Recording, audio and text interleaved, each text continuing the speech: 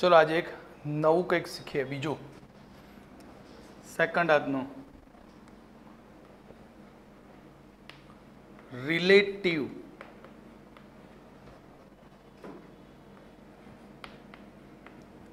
Atomic mass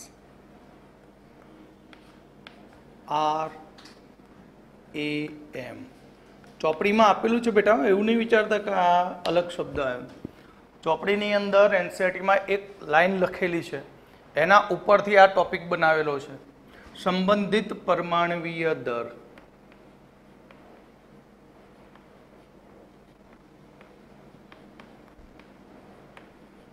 તો relative atomic માસ એટલે શું રિલેટિવ એટલે સંબંધિત કોઈ પરમાણુની સાપેક્ષમાં કોઈ તત્વના એક પરમાણુનું વજન નક્કી થાય તેને કહેવાય રિલેટિવ એટોમિક માસ રિલેટિવ એટોમિક માસ मतलब કે કોઈ તત્વને પ્રમાણિત ગણવાનું અને એ પ્રમાણિત તત્વના એક દળ પ્રમાણિત તત્વના એક પરમાણુના વજનની સાપેક્ષમાં अन्य तत्वना एक परमाणुનું वजन नक्की थाय તેને કહેવામાં આવશે रिलेटिव एटॉमिक मास आ माटे कार्बन 12 समस्थानिकनो अहीं वजननो 1/12मो भाग लेवामां आवे 1/12 शुं लेवाय एनो 12मो भाग लेवामां आवे छे अने ए 12मा भाग द्वारा तत्वना एक परमाणुનું वजन नक्की थाय તેને કહેવામાં આવશે સંબંધિત પરમાણવીય દળ जो संबंधित परमाणवीय दळ एटले के कार्बन 12 समस्थानिकना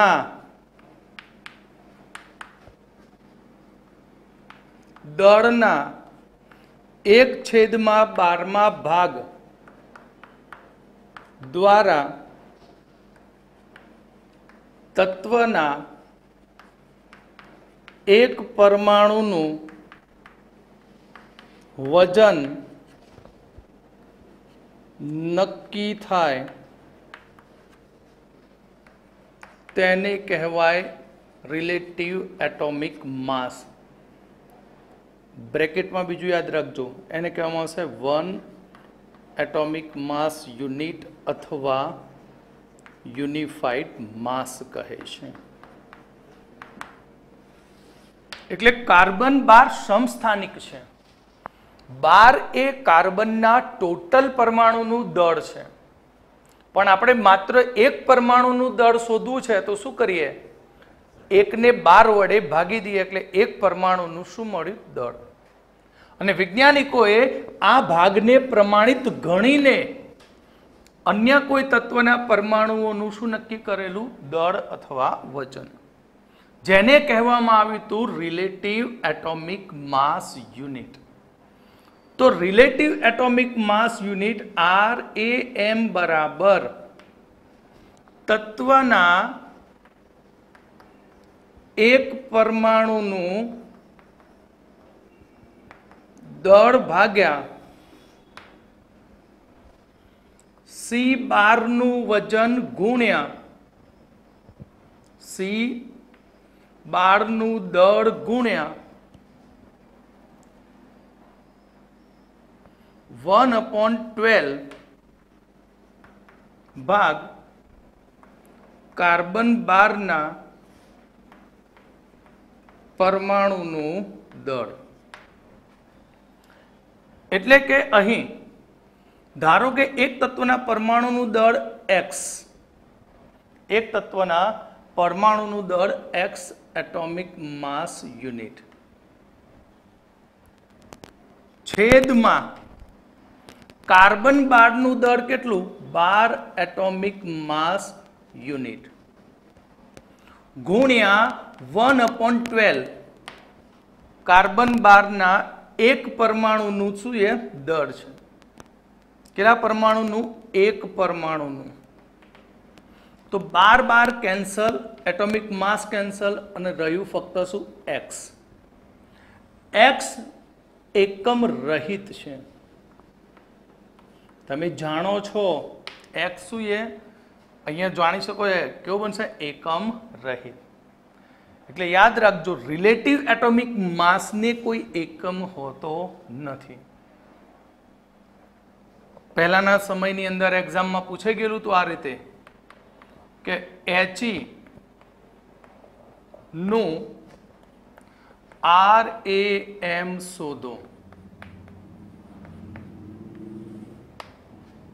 બરાબર, શું શોધવાનું? RAM, રામનો શોધવા નીકળ્યા છીએ આપણે. બરાબર, તો હિલિયમ, તો X એટલે શું?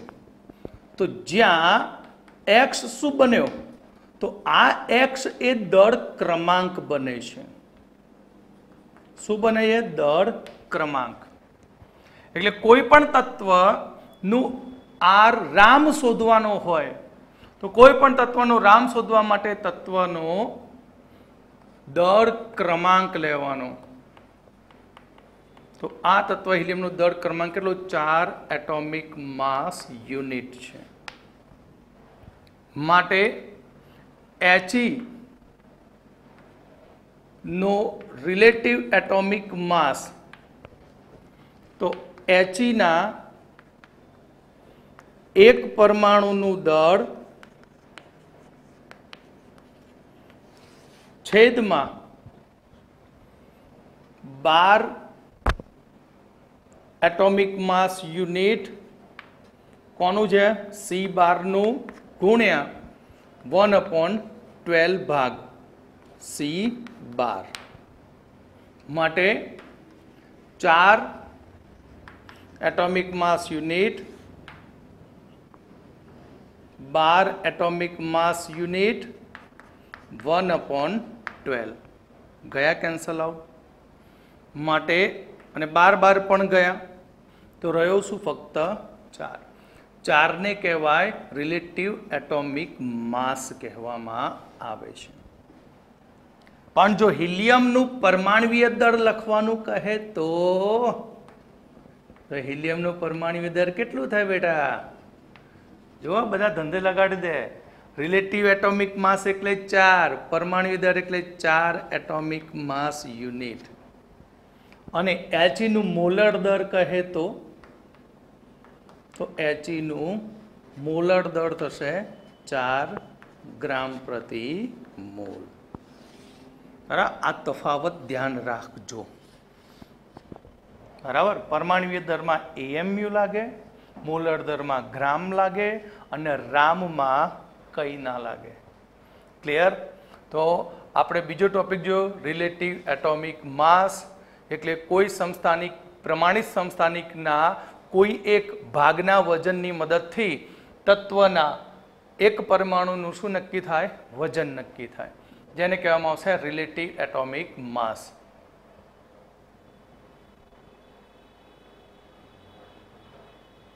ચલો હવે આપણે આગળ ઘનતાઓ વિશે જોઈશું, જે ખૂબ જ અગત્યનો ટોપિક છે. બરાબર, ઘનતાની અંદર સૌથી પહેલું આપણે જોઈશું સંપૂર્ણ ઘનતા, એબ્સોલ્યુટ ડેન્સિટી. એટલે કે સંપૂર્ણ ઘનતા, સાદું સિમ્પલ ઘનતા, જેને ડેન્સિટી D વડે દર્શાવાય છે. ઘનતા એટલે શું? દળ ભાગ્યા કદ. ઘનતા એટલે શું? દળ ભાગ્યા કદ, જેને કહીશું એબ્સોલ્યુટ ઘનતા કહીશું. તો અહીં ઘનતા D બરાબર દળ ભાગ્યા કદ, એટલે કે W બાય વોલ્યુમ. બરાબર, એ એકમ પ્રમાણે એને લખવામાં આવશે. તો આ એક સૂત્ર બન્યું ઘનતાનું. બરાબર, ઘનતાને કેટલીક વખત ફિઝિક્સમાં રો વડે દર્શાવવામાં, રો વડે આ રીતે. બીજું આવશે રિલેટિવ ડેન્સિટી. બીજી ઘનતા રિલેટિવ ડેન્સિટી, જેને શોર્ટમાં RD વડે દર્શાવાય. એટલે કે સંબંધિત ઘનતા. સંબંધ આવે એટલે સમજણ પડી જાય. આગળ કીધું હતું સંબંધ. કોઈ સ્ટાન્ડર્ડની સાપેક્ષમાં એટલે કોઈ રેફરન્સ વાયુની સાપેક્ષમાં અન્ય વાયુની ઘનતા નક્કી કરવામાં આવે તો તેને કહેવામાં આવશે રિલેટિવ ડેન્સિટી કહે છે. રેફરન્સ મતલબ સ્ટાન્ડર્ડ ગણી લઈએ આપણે કોઈ વાયુને.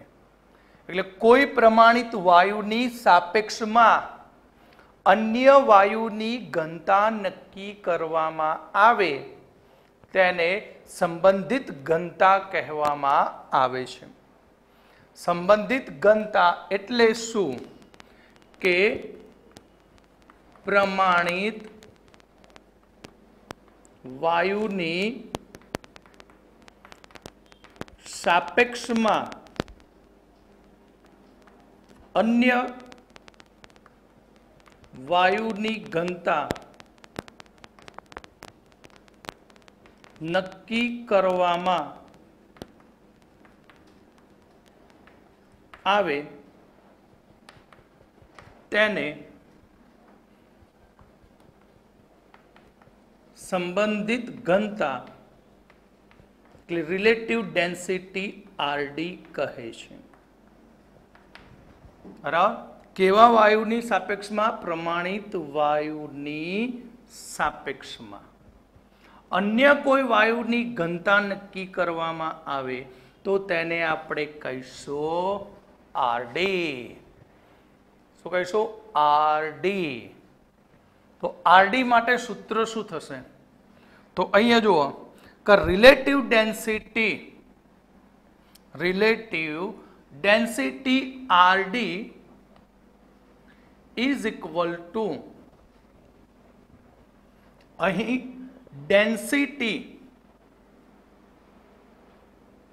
વાયુની ભાગ્યા ડેન્સિટી પ્રમાણિત વાયુની.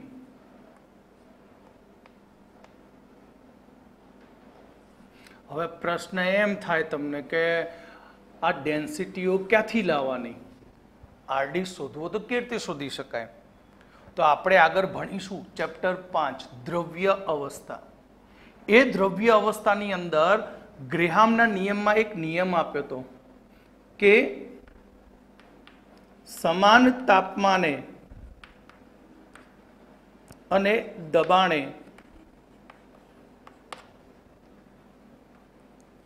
વાયુની ઘનતા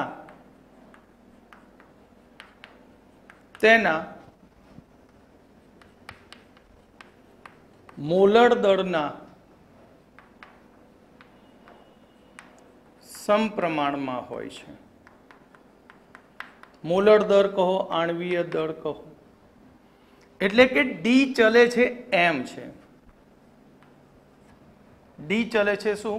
એમ. એટલે કે જ્યારે બે વાયુઓનું કમ્પેરિઝન કરતા હોય ત્યારે સપ્રમાણતા અચળાંક ઉડી જાય. બરાબર? આ D1 બરાબર કે M1, D2 બરાબર કે M2, D1 ભાગ્યા D2 કરો તો કે ઉડી જશે. એટલે અહીં આપણે ડેન્સિટીની જગ્યાએ શું લખી શકાય? વાયુનું મોલર દર. એટલે હવે તમારું આ કમ્પ્લીટ સૂત્ર બન્યું એ યુઝ કરવાનું. સંબંધિત ઘનતા રિલેટિવ ડેન્સિટી બરાબર જે વાયુની ઘનતા શોધવાની હોય તે વાયુનું મોલર દળ છેદમાં જે પ્રમાણિત આપ્યો હોય તો અહીં એનું મોલર દર, પ્રમાણિત વાયુનું મોલર દર. જો ડાયરેક્ટ ડેન્સિટી આપી દીધેલી હોય તો આરડી શોધી શકાય, પણ ડેન્સિટી ન આપી હોય, વાયુના સૂત્ર આપ્યા હોય તો તમે આ રીતે તેની રિલેટિવ ડેન્સિટી શોધી શકો છો. ક્લિયર? રિલેટિવ ડેન્સિટી એટલે કોઈ પ્રમાણિત વાયુની સાપેક્ષમાં અન્ય વાયુની ઘનતા નક્કી કરવામાં આવે જેને કહેવામાં આવે છે રિલેટિવ ડેન્સિટી. અને રિલેટિવ ડેન્સિટી એટલે ડી વાયુ અપોન ડી પ્રમાણિત વાયુ. પરંતુ અહીંયા આગળ જતા વૈજ્ઞાનિકોએ સાબિત કરેલું છે કે સમાન તાપમાને અને દબાણે વાયુની ઘનતા તેના મોલર દળના સમપ્રમાણમાં હોય છે. અને આ ગ્રેહામના નિયમની અંદર આપેલું, જે આપણે એનસીઈઆરટી બુકમાં પણ નથી આપ્યું, બરાબર, જે આપણે નીટની અંદર જ્યારે ચેપ્ટર ચલાવીશું ત્યારે ડીપમાં ભણાવ્યું છે એના વિશે. આરડી બરાબર એમ વાયુ અપોન એમ પ્રમાણિત વાયુ થશે. તો હવે આને આધારિત આપણે એક એક્ઝામ્પલ જોઈ લઈએ. તો કે મિથેન વાયુની સાપેક્ષમાં SO3 વાયુની સંબંધિત ઘનતા શોધો. મિથેન વાયુની સાપેક્ષમાં SO3 વાયુની સંબંધિત ઘનતા શોધો. તો પ્રમાણિત કોણ બન્યું? કોને શોધવાનું છે? SO3. એટલે આ અન્ય બન્યો અને મિથેન બન્યો પ્રમાણિત. તો અહીંયા કોઈ ઘનતા કિંમત તો આપેલી નથી, તો આપણે આ બંને સૂત્રની મદદથી એના મોલર દળ શોધી નાખીએ અને એ મોલર દળ ઉપરથી એની શોધીશું ઘનતા. તો MCH4 મિથેનનું મોલર દળ કેટલું થાય? કાર્બનનું 12 એટોમિક માસ, હાઇડ્રોજન 4, 12 ને 4 16, બરાબર, 16 ગ્રામ પ્રતિ મોલ મોલર દળ છે. MSO3 S નું મોલર દર કેટલું? સલ્ફર 16, 16 દુ 32, શીખવાડ્યું તું ડબલ કરવાના બેકીના. અને ઓક્સિજન 16 ગુણ્યા 3 48, માટે કેટલા ગ્રામ થયું? 80 ગ્રામ પ્રતિ મોલ. મોલર દર મળી ગયા, સૂત્ર આપણા જોડે રેડી છે, એટલે આરડી શોધી શકાય SO3 ની. તો અહીં RD SO3 is equal to M SO3 ની મોલર દર ભાગ્યા M CH4 ની મોલર દર. SO3 ની મોલર દર કેટલી? 80 ભાગ્યા 16, તો 16 પંચા 80. એટલે આની ઉપરથી કહી શકાય કે SO3 વાયુ મિથેન કરતા 5 ગણો ભારે છે, બરાબર.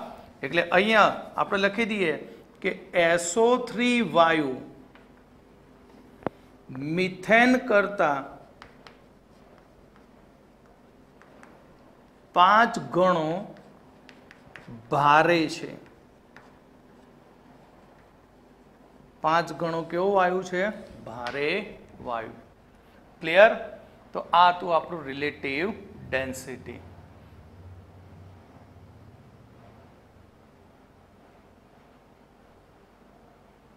ચલો હવે આ જ સૂત્ર આધારિત બીજો એક દાખલો ગણીએ.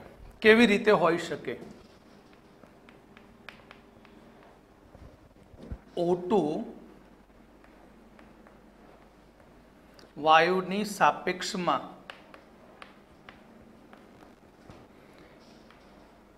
SOX વાયુની સંબંધિત ઘનતા સંબંધિત ઘનતા 2 છે, તો X શોધો.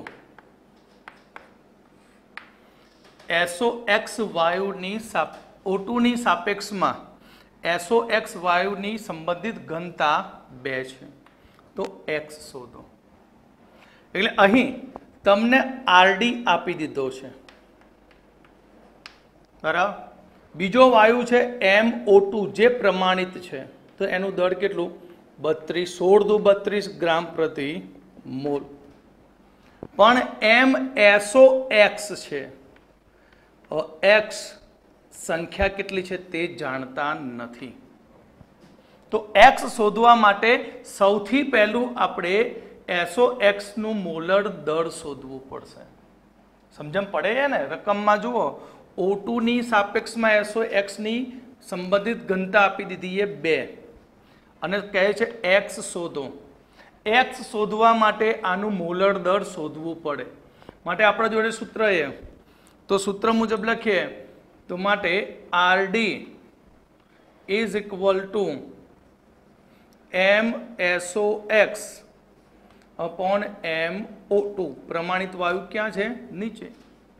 माटे 2 बराबर M SOX નું મોલર દર ભાગ્યા 32. माटे M SOX बराबर 2 गुणिया 32. माटे 32 2 64 ग्राम प्रति मोल मोलर दर मळी. હવે x મળી જાય, શીખવાડ્યું એ મોલર દર કેવી રીતે લખાતું હતું યાદ છે? તો SOX નું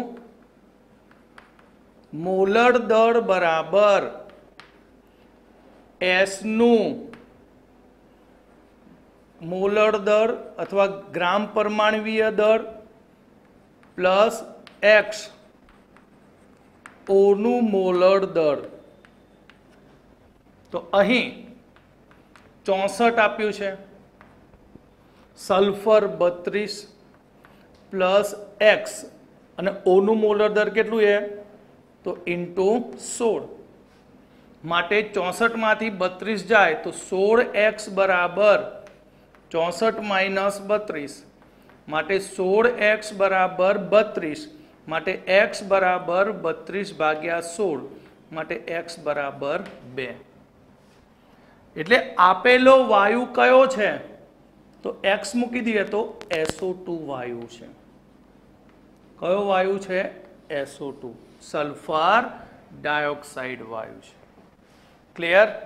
તો આપણે બે ડેન્સિટી ભણ્યા, એબ્સોલ્યુટ ડેન્સિટી, રિલેટિવ ડેન્સિટી અને હવે આવશે ત્રીજી વેપર ડેન્સિટી. બરાબર?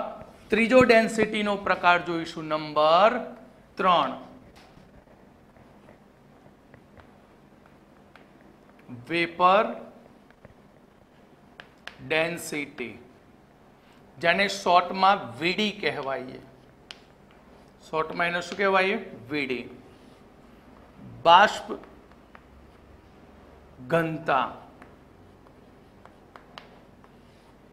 तो रिलेटिव में शुं हतुं? संबंधित कोईपण वायु होई शके, रेफरन्स वायु कोईपण होय, पण वेपर डेंसिटी नी अंदर प्रमाणित वायु H2 ज होय. संबंधित वायु अरे प्रमाणित वायु कयो हशे? H2. तो वेपर डेंसिटी नी व्याख्या शुं थशे? आगळना जेम ज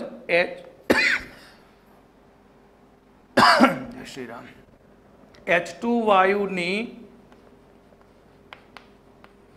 सापेक्ष में अन्य वायुनी घनता ने बाष्प घनता कहे छे. H2 वायुनी सापेक्ष में अन्य वायुनी घनता ने बाष्प घनता कहे छे. अने आ आगर एग्जाम्पल माटे IMP छे, ध्यान रखजो. बराबर? तो अहीं वेपर डेंसिटी VD बराबर जे ते वायु होय ते वायुनी बाष्प घनता बराबर शुं लखशो? डेंसिटी अन्य वायुनी भाग्या डेंसिटी H2 वायुनी. डेंसिटी अन्य वायुनी भाग्या H2 वायुनी. पण डेंसिटी वायुनी आपेली न होय. तो हमणां ज कह्युं तुं, याद छे के समान तापमाने अने दबाणे घनता D चले छे M. माटे આપણે લખી શકીએ કે VD બરાબર M વાયુ છેદમાં M H2 વાયુનું મોલર દર. M એટલે મોલર દર. માટે બાષ્પ ઘનતા VD બરાબર M વાયુનું મોલર દળ ભાગ્યા 2 કેમ 2 લખી કાઢ્યું? કારણ કે હાઇડ્રોજનની ઘનતા અરે મોલર દર કેટલું છે? 2. એટલે આના માટે એક ખાસ મોસ્ટ આઈએમપી એક સૂત્ર બની જાય કે m વાયુ બરાબર 2 ગુણ્યા બાષ્પ ઘનતા વીડી વેપર ડેન્સિટી. આ સૂત્ર તમારા આગળ દાખલા ગણવામાં આ ચેપ્ટરની અંદર ઉપયોગી બનશે. અને ધ્યાન રાખજો 12મામાં પણ આની જરૂર પડશે, નીટમાં પણ જરૂર પડશે, JEE-માં પણ આ સૂત્રની ક્યાંક MCQમાં જરૂર પડી શકે છે. સમજાયા વિદ્યાર્થીઓ?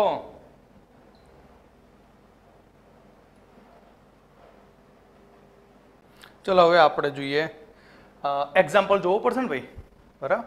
તો ચલો હવે એક્ઝામ્પલ જોઈએ આનું. આમ પૂછે કે SO3 વાયુની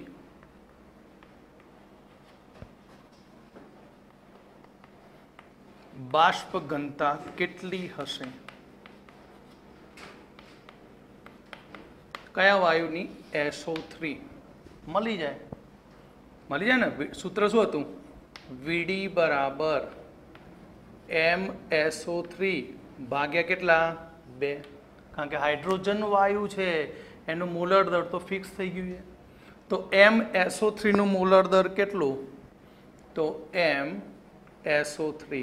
સલ્ફરનું કેટલું હતું? હમણાં જ ગણ્યું. સલ્ફર 16 2 32 થાય. ડબલ કર્યા. ઓક્સિજન 16 મોલર દર છે તો 16 ગુણ્યા 3 48 માટે 80 ગ્રામ પ્રતિ મોલ. વેપર ડેન્સિટીને કોઈ એકમ નથી હો. તો VD બરાબર 80 ભાગ્યા 2 40. આ થઈ એની વેપર ડેન્સિટી. ક્લિયર? બીજો એક એક્ઝામ્પલ કે SOX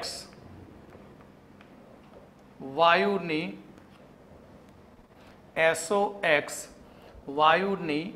બાષ્પ ઘનતા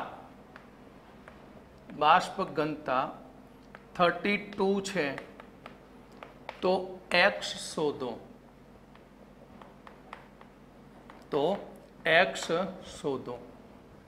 તો અહીં બાષ્પ ઘનતા આપી દીધી VD. મળી જાય કારણ કે આપણા જોડે સૂત્ર છે કે VD is equal two MSOX/2. VD કેટલો? 32 MSOX/2. ચલો આને ગુણી નાખીએ આની સાથે. તો MSOX બરાબર 32 × 2 64 થઈ ગયું. આ 64 મોલર દર ઉપરથી આપણે શોધી શકીએ X. હમણાં જ આગળ શીખવાડી દીધું. શું હતું? SOX નું મોલર દર is equal two X plus XO. SOX કેટલો? 64. સલ્ફર 32 પ્લસ X ઓક્સિજન 16 માટે 16X બરાબર 64 માઇનસ 32 માટે 16X બરાબર 32 અને 16 2 32 માટે X બરાબર 2. માટે આપેલો વાયુ કયો છે? સલ્ફર ડાયોક્સાઇડ વાયુ છે. કયો વાયુ છે? Sulphur dioxide. જો વિદ્યાર્થી મિત્રો અહીંયા તમે જે બધી ડેન્સિટીઓ ભણે ને એમાં તો તમને આખા ઉપયોગી એક જ દેખાય. કઈ? ઘનતા બરાબર દળ ભાગ્યા કદ જ જાણો છો. પણ આજે વધારાની ડેન્સિટી વિશે ભણ્યા એ બધી તમારી જી અને નીટ માટે ખાસ ઉપયોગી છે. એટલે આપણે JEE અને નીટના પણ જોડે જોડે એક્ઝામ્પલો ગણતા જઈએ છીએ. ઓકે? જેથી તમારે ડબલ મહેનત કરવી ના પડે. સાથે ને સાથે નીટની પણ તૈયારી થઈ જાય, બોર્ડની પણ તૈયારી થઈ જાય. ઓકે?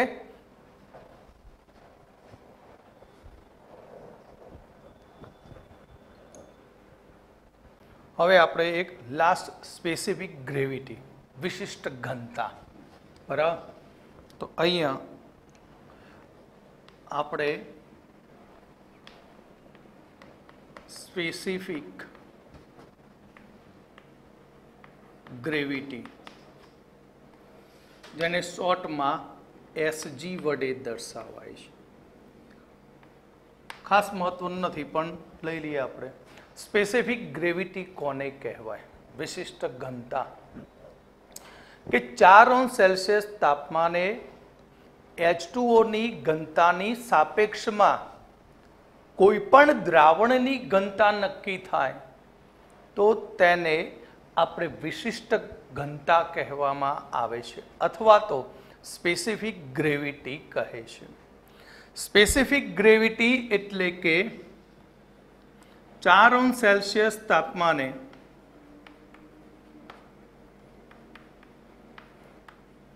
H2O ની ઘનતાની સાપેક્ષમાં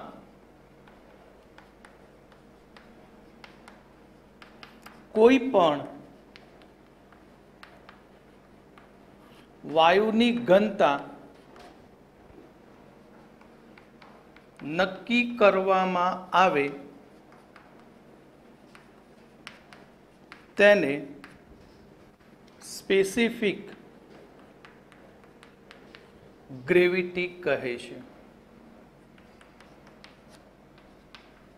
તેને શું કહેવામાં આવશે? Specific gravity. એટલે કે Sg બરાબર ડેન્સિટી દ્રાવણની ભાગ્યા Sg બરાબર ડેન્સિટી દ્રાવણની ભાગ્યા H2O ની ડેન્સિટી.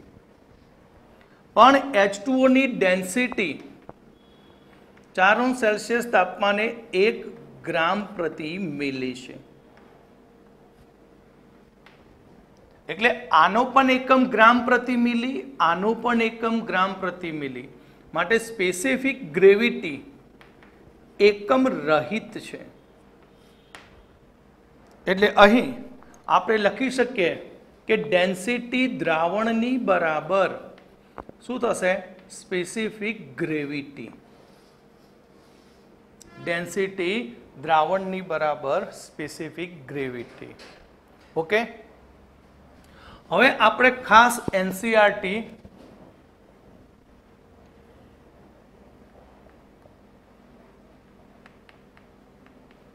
નીટ અને જેડબલઈ એટલે એનસીઆરટી નો ટોપિક છે એ લઈએ છીએ, જે નીટમાં પણ ઉપયોગી છે અને જેડબલઈમાં પણ ઉપયોગી છે. બરાબર. તો એની અંદર આપણે નંબર 1 સરેરાશ પરમાણવીય દળ, એવરેજ એટોમિક માસ AAV. સરેરાશ પરમાણવીય દળ. સરેરાશ પરમાણવીય દળની જરૂર કેમ પડી? યાદ કરો, પરમાણવીય દળ મેં યાદ કરાવવાની ટ્રીક આપી હતી ત્યારે 11 થી 20માં એક આઈટમ હતી. કોણ? ક્લોરીન. બરાબર. ક્લોરીન કયા નંબરનું? 17. તો થવું જોઈએ શું? 17 દુ 34 ને 1 35 પરમાણુ દળ થવો જોઈએ, પણ આપણે 35 નથી લખતા. ક્લોરીનનો પરમાણુ દર કેટલો લખીએ છીએ? 35.5. તો કેમ 35.5 લખવું પડ્યું?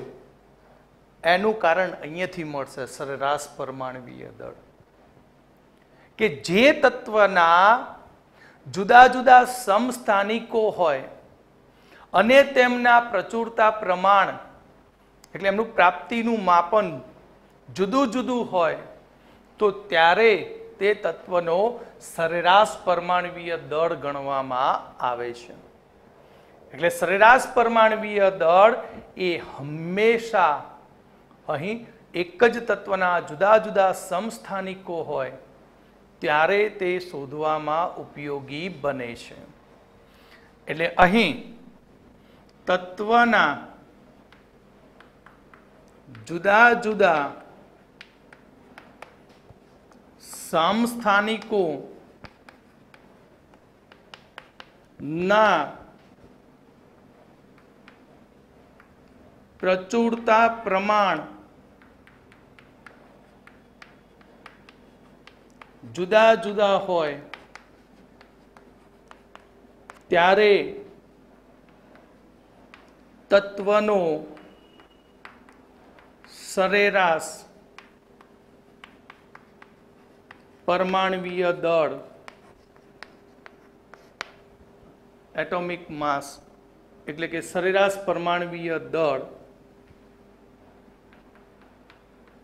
ગણવામાં આવે છે. પ્રચુરતા પ્રમાણ મતલબ તત્વના સમસ્થાનિકનું ટકાવાર પ્રમાણ.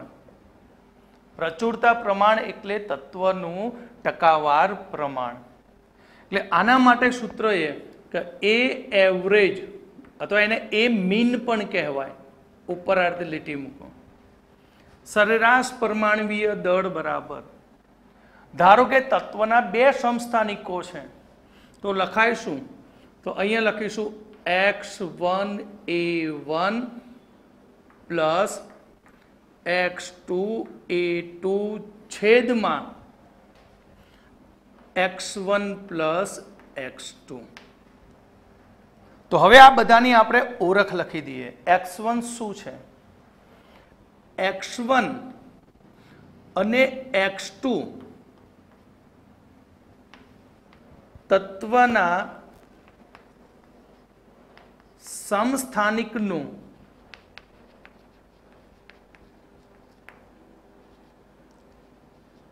ટકાવાર પ્રમાણ છે. સમસ્થાનિકનું શું? એ ટકાવાર પ્રમાણ.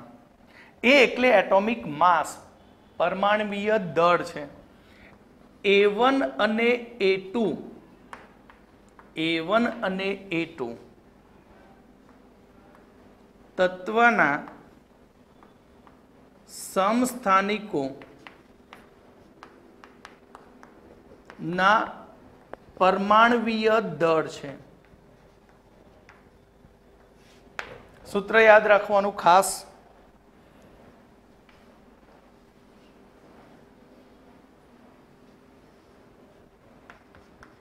બરાબર.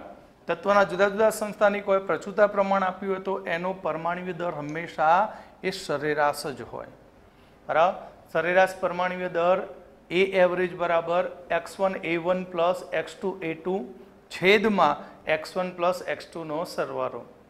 x1 અને x2 એ તત્વોનું પ્રચુરતા પ્રમાણ સૂચવે છે સમસ્થાનિકનું, જ્યારે A1 અને A2 એ તત્વના પરમાણવીય દળ સૂચવે છે. તો આને આધારિત આપણે હવે એક એક્ઝામ્પલ જોઈશું.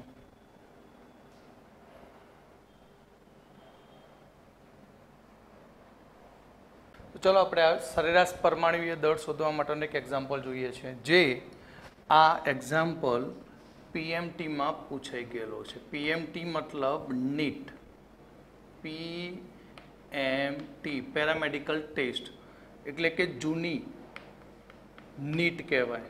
એની અંદર આ એક્ઝામ્પલ પૂછાઈ ગયેલો છે. તો એક તત્વ એક્સ નીચે મુજબ સમસ્થાનિકો ધરાવે છે. એક્સના 3 સમસ્થાનિકો છે, જેમાં પરમાણવીય દળ 200, જેનું ટકાવાર પ્રમાણ 90. બીજામાં પરમાણુ દળ 199, ટકાવાર પ્રમાણ 8%. ત્રીજો સમસ્થાનિક 202 પરમાણવીય દળ, ટકાવાર પ્રમાણ 2 છે. તો એક્સનું સરેરાશ પરમાણવીય દળ શોધો. એટલે અહીં આપણને એક્સ 3 ક્વોલિટીનો આપેલો છે. બરાબર. એક્સ કેટલા? 3 છે. તો અહીંયા પહેલાને કહીએ આપણે x1. x1ના કેટલા ટકા છે? 90%. બરાબર. તો એનો A1 કેટલો? તો A1 એટલે મોલર દળ 200. પહેલાના માટે લખી કાઢ્યું આપણે. 200 એનો A થાય, 90 એનો x થાય. બીજા માટે લખ્યા તો બીજાનો x2 કેટલો? તો x2 8%. A2 199 મોલર દર. હવે આની અંદર x3 2%, A3 કેટલો છે? 202. તો હવે એવરેજ મોલર માસ શોધો. તો સરેરાશ મોલર દર શોધી શકાય. કેવી રીતે? તો એ એવરેજ. હવે 3 આપ્યા સમસ્થાનિકો એટલે આપણે લખવું પડશે શું? x1 a1 plus x2 a2 plus ત્રીજો સમસ્થાનિક છે એટલે x3 a3 છેદમાં x1 plus x2 plus x3. x1 90% ગુણ્યા અરે x1 90% a1 200 બ્રેકેટમાં પ્લસ x2 8 ગુણ્યા 199 પ્લસ x3 2 a2 202 તો 90 પ્લસ 8 પ્લસ 2. આનું એવરેજ કાઢીએ સાદુરૂપ આપતા 199.9 એટોમિક માસ યુનિટ અથવા યુનિફાઈડ માસ. એટલે આનું સરેરાશ પરમાણુય દર કેટલો એ 200 U છે. x નો સરેરાશ પરમાણુ દર કેટલો એ 200 છે. ક્લિયર? એટલે પહેલા રકમમાં જોવાનું, જે ટકા આપ્યા છે બધા x લઈ લેવાના, પર્સન્ટેજ છે બધા x, અને ઉપર જે આપી કિંમત એ બધાને કહીશું a. બરાબર? અને પછી સરેરાશ પરમાણુ દરના સૂત્રમાં કિંમતો મૂકીને આપણે સાદુરૂપ આપી દેવાનું. ઓકે?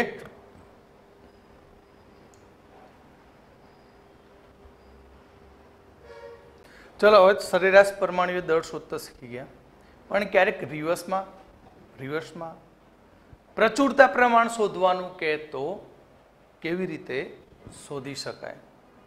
બરાબર? તો એના માટે તમને એક શોર્ટ ટ્રીક આપી દઉં કે ધારો કે આપણા જોડે 2 સમસ્થાનિકો છે. કેટલા સમસ્થાનિકો? 2. તો પહેલા સમસ્થાનિકના પર્સન્ટેજ શોધવાય તો x1 લખી દઈશ ઇઝ ઇક્વલ ટુ મોડમાં સરેરાશ પરમાણવીય દર જે રકમમાં આપેલું હોય એવરેજ માઇનસ કોના પર્સન્ટેજ શોધ્યું? x1 ના. તો અહીંયા બાદ કરવું પડશે આપણે a1, એટલે કે a1 નું પહેલા નંબરનું પરમાણવીય દળ છેદમાં માનાંકમાં તમારે 2 સમસ્થાનિકના પરમાણવીય દળનો શું લેવાનો? તફાવત ગુણ્યા 100 મળી જશે. બરાબર? માનાંક એટલા માટે લીધો કારણ કે અમુક વખત એવું બને કે અહીંયા મોટું બની જાય તો આન્સર માઇનસ આવે. બરાબર? પણ તમારે જે પણ બાદબાકી ઉપર નીચે કરો એ હંમેશા પોઝિટિવમાં જ ગણવાની. કેમ? કારણ કે 2 દાંડિયાની વચ્ચે મૂક્યું માનાંકમાં, અને માનાંક દૂર કરો ત્યારે કિંમત હંમેશા પોઝિટિવ બનાવે. એટલે ઉપર નીચે તમારી જે પણ તફાવત આવતો હોય એ પોઝિટિવ ધન ગણીને, બરાબર, પછી એને 100 વડે ગુણી દો એટલે ટકા મળી જાય. આ જ પ્રમાણે x2 માટે શોધી શકાય.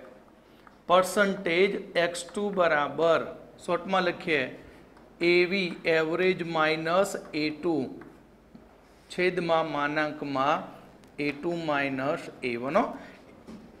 જે હોય તે મોટું હોય એ તમે બાદ બાકી કરો, ગમે તે કિંમત મૂકી, માઇનસ આવે તો કેવું લેવાનું? પ્લસ, ચાહે ઉપર હોય કે નીચે, ગુણ્યા 100. આ સૂત્રનો ઉપયોગ કરીને તમે અહીં સરેરાશ પરમાણવીય દળ પરથી પ્રચુરતા પ્રમાણ શોધી શકાય. શું શોધી શકાય? પ્રચુરતા પ્રમાણ, એટલે કે ટકાવાર પ્રમાણ શોધી શકાય. ઓકે?